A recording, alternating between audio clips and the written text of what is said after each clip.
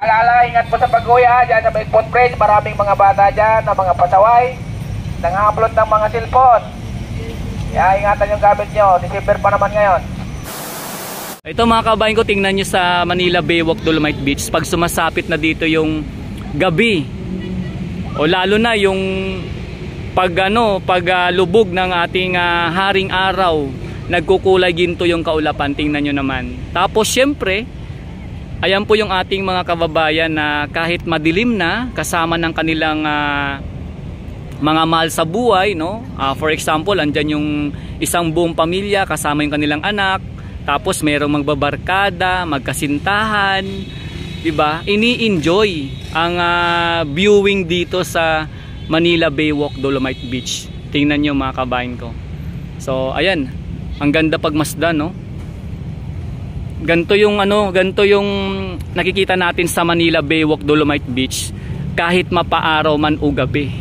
Yung mga namamasyal dito, siguro kung pagbibigyan lang ng pagkakataon talaga na merong extension na oras, at kung dumating man yung panahon na kumbaga mapaliguan na ito, siguro grabe ang tao dito mga kabayan.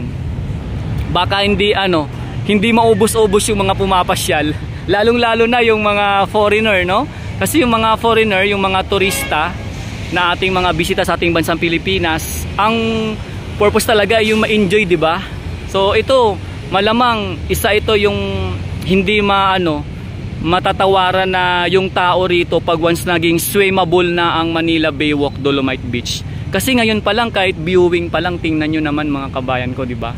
Napakaganda na pagmasdan. At higit sa lahat, makikita mo yung ating mga kababayan na kahit madilim na ay enjoy pa rin sa kanilang dito, pamamasyal. Oh, kita nyo po. Ito na yung guard, mukhang mag-a-advise na closing time na. And pakinggan po natin si sir.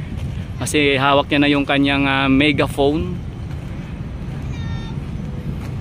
Yan po, po siya mag-advise na closing time na mga kabayan ko. Kasi ang close po ng Manila Baywalk Dolomite Beach ay alas 6 lang po mga kabayan ko, no? At ang opening naman ay alas 6 ng umaga.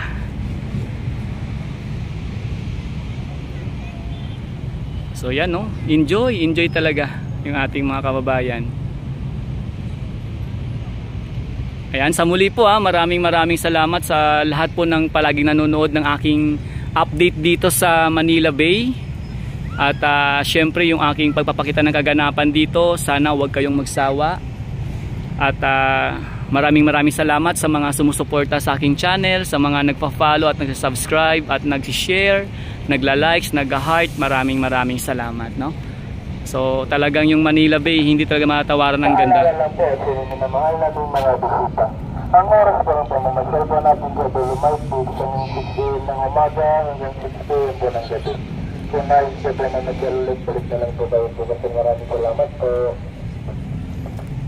So ayun. Paalala lang po sa minamahal natin mga bisita. Ang oras po ng pamamasyal po natin sa Dolomite Beach ng 6 ng umaga hanggang 6 po ng gabi. Kung nais po na nag-ulit, balik na lang po kayo po kasi maraming salamat po. Paalala lang po sa minamahal namin mga bisita. Ang oras po ng pamamasyal po natin sa Dolomite Beach ng 6 ng umaga hanggang 6 p.m. po ng gabi. Kung nais po mamasyal ulit, balik na lang po kayo po kasi maraming salamat po.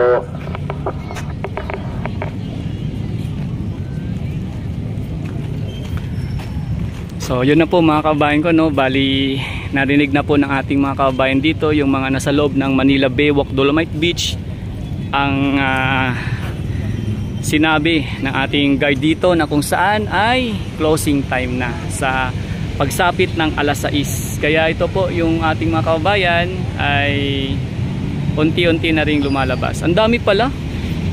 Ayan, no, pag biglang ay kanina pansin ko parang kakaunti lang doon sa may dalampasigan. Yung pala ang dami pala na nagtayuan na. Ayun pa yung iba, oh. In-enjoy yung magandang view doon. Saka dito. Si sir. Paalala, ingat po sa pag-uwi dyan sa may footbridge, maraming mga bata dyan na mga pasaway, nang-upload ng mga cellphone. Kaya ingatan yung gamit nyo, December pa naman ngayon. Maaari na po tayong lumabas lahat ha. Labas na po tayo lahat. Alas 6 na po ng hapon. Hanggang alas 6 na po tayo.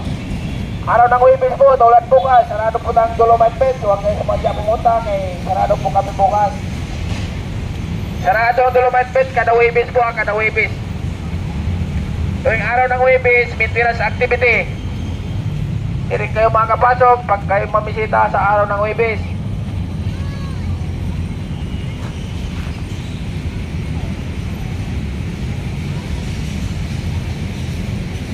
Araw ng Webes po, sarado ang Dolomite Beach sa tandaan po nyo. Mga kapitbahay nyo, paggabihan nyo na huwag pumunta ng araw ng Webes. Sarado po dito. Maintenance activity po dito pag Webes. Shoutout guys! Shoutout sir, ingat kayo sir ha. So yan po yung paalala ng security guard dito mga kabayan ko, na pagsapit ng Webes ay close po ito for maintenance. Bye bye baby! Nag-enjoy si baby oh.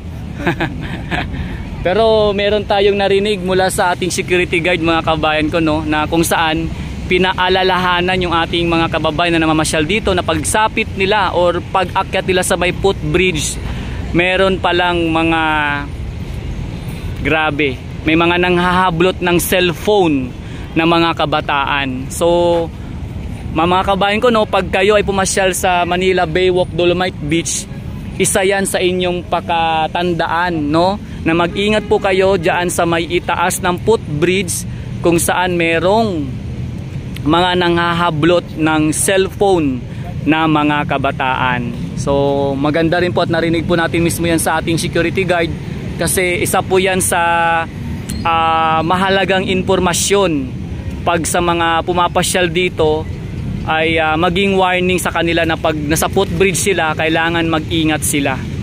Grabe no, kasi nga dahil magpapasko na, sabi nga ng guard, dahil malapit na ang Pasko, siguro naghahanda rin sila. Grabe, yun nga lang ang nakakalungkot dito mga kabayan ko, mga kabataan no, mga kabataan. Malamang yan yung mga kabataan minsan na nakita ko sa footbridge na alam nyo na yung may mga dalang supot-supot at yung mga tuliro na yung mga utak nila mga kabayan ko. Kumbaga yung mga utak nila parang iba na yung mga iniisip. Kaya isa yan mga kabayan ko sa inyong pakaingatan.